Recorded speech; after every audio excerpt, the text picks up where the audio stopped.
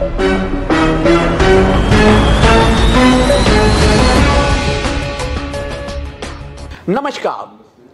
वकील साहब इंडिया में आपका स्वागत है। आज हमारे साथ श्री R.K. बेदी साहब, जो कि बहुत पुराने एडवोकेट हैं और उन्होंने पता नहीं कितने ही इलेक्शन लड़े और कितने ही इलेक्शनों के अंदर ऑब्जर्वर बने। आज क्योंकि Delhi high court bar association का इलेक्शन सस्पेंड कर दिया गया है, जानते हैं इसके पीछे रीज़न क्या हैं और पूछते हैं कि आखिरकार और क्या कुछ आप समझते हैं कि विद वेस्टेड इंटरेस्ट के साथ इस इलेक्शन को पोस्टपोन किया गया है। आइए सर। देखिए कि एक बारी इलेक्शन का प्रोसेस इन्होंने जारी कर दिया जी, उसमें date of nomination, date of withdrawal, date of voting सब हो गया। ये शुरू से ही जो इलेक्शन का है, मुझे तो नहीं लगता था कि ये शुरू से ही कराना चाहते थे, क्योंकि हमारे कॉन्स्टिट्यूशन के हिसाब से 31 मार्च 2022 तक जो भी इलेक्शन होता है उसके ईयर 2 होता है। लेकिन उन्होंने पहले किया जी जून 2022 तक के जिसके ड्यूज नहीं होंगे उसके रहते हुए इन्होंने कुछ 2400 आदमियों को वैसे डिबार कर दिया, क्योंकि डेक्लेरेशन 9200 आदमी की आई थी जी। तो फाइनली जो हमारी वोटिंग लिस्ट बनी वो 6000 समथिंग वोटरों की थी जी। और उसके बाद ऑल ऑफ सडन आज एक नोटिस आ गया कि साहब EVM machine is not available, क्योंकि उनका कोई पुराना 1-1.5 करोड़ रुपए का जो ड्यूज़ है वो ना देने की वजह से वो नहीं अवेलेबल है, इसलिए हम ये इस प्रोसेस को डेफर करते हैं। मैं पूछना चाहता हूं कि जो हमारी एग्जीक्यूटिव कमेटी पिछले 3.5 साल से है, क्या उनके नॉलेज में नहीं थी ये बात कि पुरानी मशीनों के पैसे देने हैं, या ये बात नहीं थी उनकी नॉलेज में कि ये इलेक्शन कैसे होना है, ये उस इलेक्शन को करा सकते थे। दूसरा भी तो मोड है, ये हरियाणा से मशीन ले सकते थे, इलेक्शन कमीशन से, यूपी से ले सकते थे। हमने 30,000 ही में कई जगह बात की मशीन लेने की, अल्टीमेटली हमें दिल्ली यूनिवर्सिटी वाले मान गए देने के लिए, तो ये भी कर सकते थे। अभी तो इलेक्शन में 18 दिन पड़े हैं, 18 दिन में ये दूसरा भी बैलेट से भी करा सकते हैं। इनकी मंशा नहीं लगती मेरे को इलेक्शन कराने के लिए।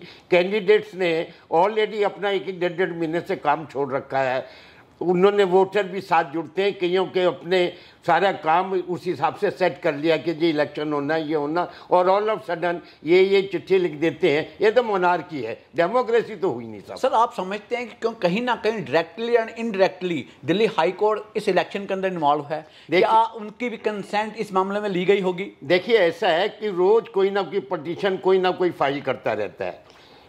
कभी किसी ने ये पटिशन फाइल कर दी कि साहब ये जो चंदे की डेट बढ़ा दी जाए, कभी किसी ने कुछ कर दिया। हाई कोर्ट भी इसको डेफर करता रहता है। जैसा आप क्या लगती है एप्लीकेशन, वो कहते हैं साहब आपका ये अपना मामला है, आप खुद सुलझा लीजिए। ये इलेक्शन कमीशन को चाहिए कि जब वो एक प्रोसेस जारी करता है उस समय उसको सारा ये समझ लेना चाहिए कि मुझे क्या क्या करना है, ब्लूप्रिंट बनाना चाहिए। इन्हें इस बात का पहले ध्यान होना चाहिए। इलेक्शन ऑलरेडी है, अब पता नहीं कब डेट आएगी कब नहीं आएगी।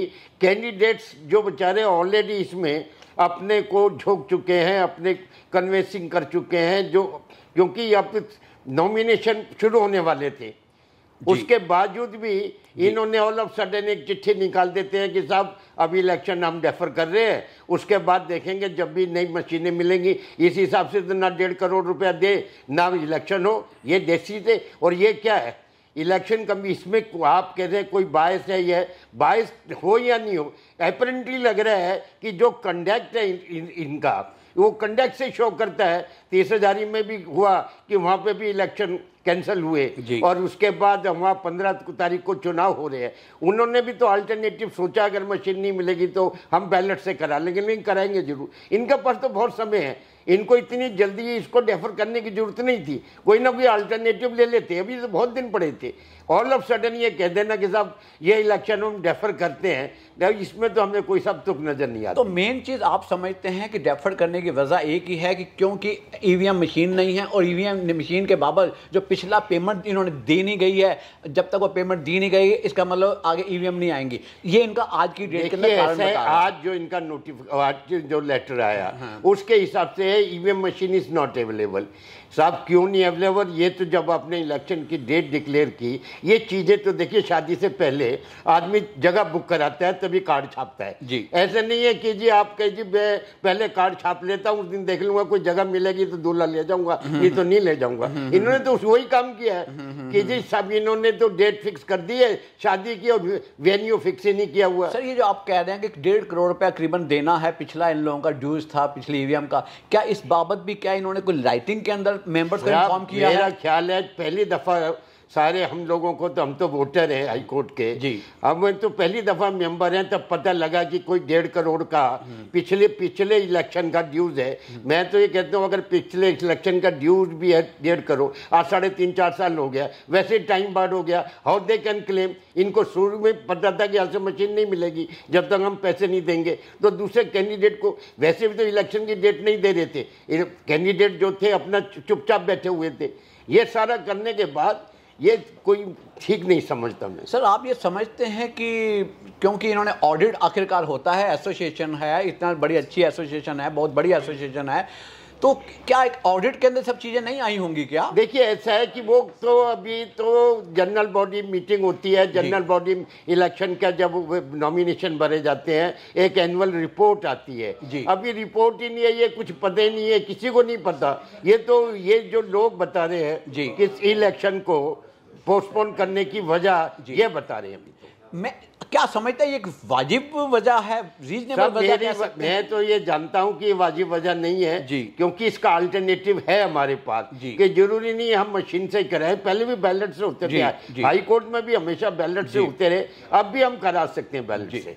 तो क्या सब लोगों को कॉन्फिडेंस में नहीं लिया गया इस बाबत पोस्टपोन करने से पहले? देखिए ऐसा है कि कुछ किसी को कल रात तक किसी को नहीं मालूम था कि सवेरे ऑल ऑफ सडन ऐसी कोई चिट्ठी आएगी और इसको डेफर कर दिया जाएगा। तो आप नहीं समझते कि कैंडिडेट को भी कॉन्फिडेंस पे लेने की बड़ी सख्त जरूरत थी? देखिए ऐसा है जब इनको ये पता लग गया कि ये प्रोस्पेक्टिव कैंडिडेट्स है, इलेक्शन कमीशन को चाहिए था उन सबकी मीटिंग बुलाता, उनसे डिस्कस करता कि ये प्रॉब्लम है, आप इसका कोई अल्टरनेटिव बताइएगा।